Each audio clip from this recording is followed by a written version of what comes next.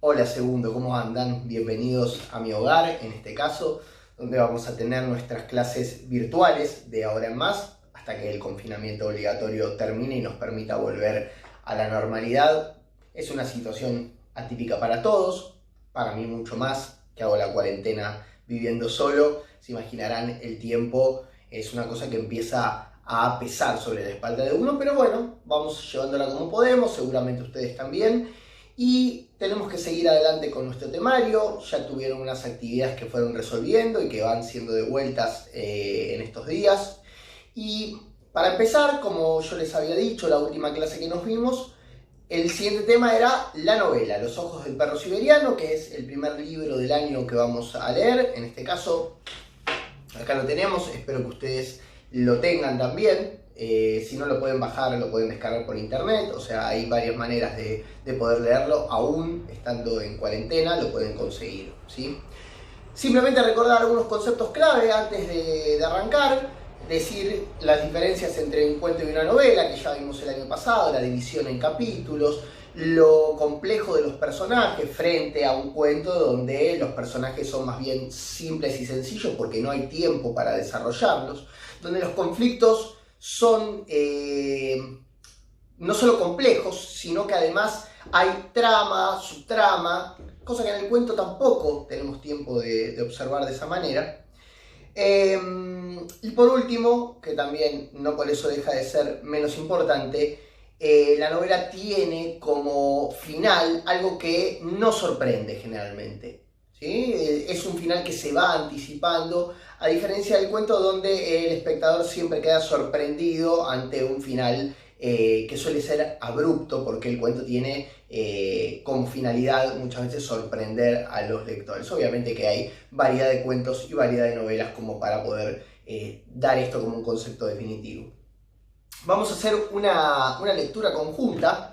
Yo los aliento a que lean conmigo, ¿sí? No a que lean por su cuenta, sí, obviamente. Yo después voy a ir diciéndoles, bueno, van a leer estos capítulos, porque hacer toda la lectura del libro nos llevaría bastante tiempo, por lo menos en lo que es una subida de un video.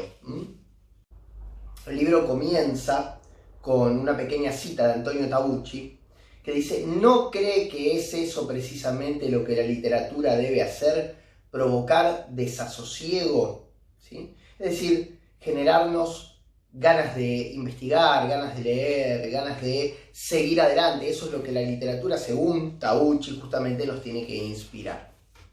La novela es una novela que abarca una cantidad de temas muy importantes a nivel social, a nivel familiar. Es una novela argentina, el autor es Antonio Santana. La segunda parte, yo les conté, salió en diciembre, así que van a ser el primer curso que va a tener la suerte de, en segundo año, leer la primera y la segunda parte casi de corrido. Y vamos a comenzar. La introducción arranca sin el número de capítulo, directamente nos introduce, ¿sí?, en lo que después el autor nos va a narrar. Dice lo siguiente: es terrible darse cuenta de que uno tiene algo cuando lo está perdiendo. Eso es lo que me pasó a mí con mi hermano. Mi hermano hubiese cumplido ayer 31 años, pero murió hace 5. Se había ido de casa a los 18, yo tenía 5 años. Mi familia nunca le perdonó ninguna de las dos cosas, ni que se haya ido, ni que se haya muerto. Esto, si no fuera terrible, hasta sería gracioso, pero no lo es, lamentablemente.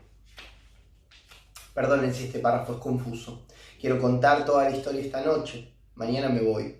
Tal vez si logro repasar mi historia en voz alta, aunque sea una vez, me sienta más aliviado en el momento de tomar el avión, pero no sé si podré. Capítulo 1.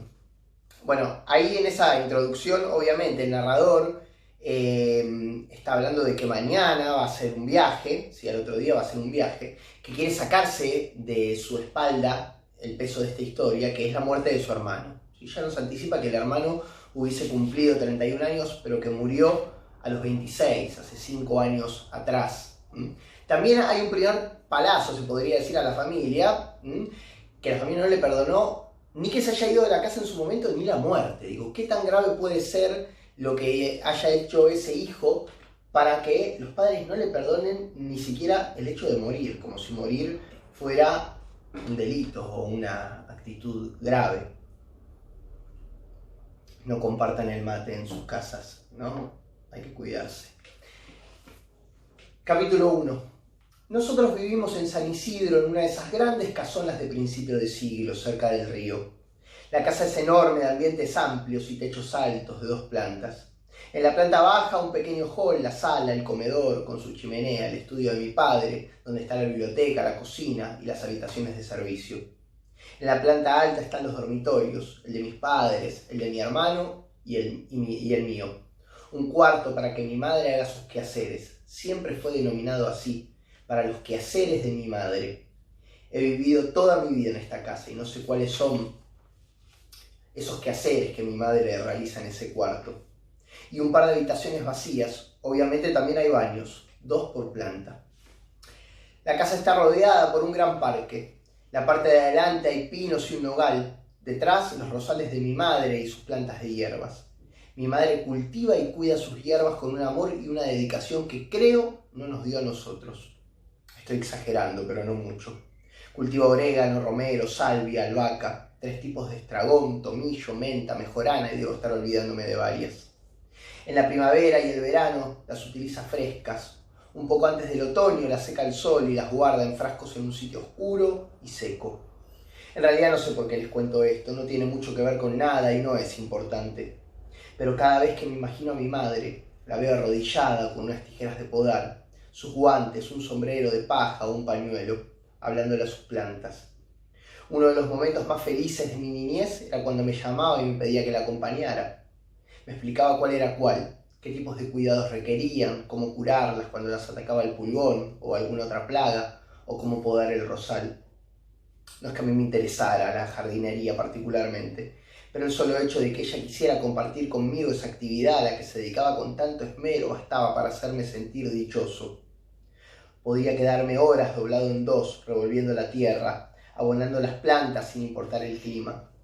Tal vez, cuando ustedes evocan su niñez y sus momentos felices, recuerdan algún paseo o unas vacaciones, no sé. Yo evoco el olor de la tierra y el de las hierbas.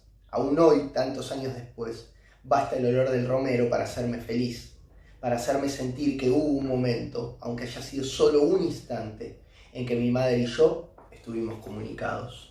A ver, qué importante, ¿no?, lo que cuenta acerca de la relación con la madre, ¿no? Una madre que solamente, según su óptica, se dedicaba a sus plantas, ¿no?, más que a sus propios hijos. Pero, sin embargo, él evoca esos momentos con felicidad, con alegría, hablando de, justamente, la jardinería, que a él no le interesaba, era importante porque lo compartía con la madre. Ya ahí tenemos un dato fundamental. Otro es a qué clase social pertenece, una clase social alta, ¿no? Un caserón en San Isidro, de 2 plantas, con muchas habitaciones, con varios baños, ¿sí? Eso también nos pone en un contexto de situación. Vamos a ver con el padre cómo son las cosas. Y tal vez, agrego, ¿no?, tal vez esta cuestión del confinamiento nos haga pensar cuál es nuestro lugar en el mundo. Hoy que estamos encerrados en nuestras casas, tal vez para algunos su lugar en el mundo es su casa, para otro evocar ese lugar al que hoy por hoy no puede visitar y espero pronto pueda hacerlo. Con mi padre la relación era, o debo decir, es mucho más fácil. Yo me ocupaba de mis asuntos y él de los suyos. Me explico mejor. Si yo me ocupaba de sacar buenas notas, hacer deportes, natación y rugby, obedecerlo y respetarlo, no tendría ningún problema. Él se ocupaba de lo suyo, es decir, de sus negocios y sus cosas que nunca compartió con nosotros. Mi padre es, aún hoy, con sus 65 años, un tipo corpulento. Fue pilar en el San Isidro Club en su juventud y 40 años después, cuando yo jugaba al rugby en las divisiones infantiles, había gente que lo recordaba.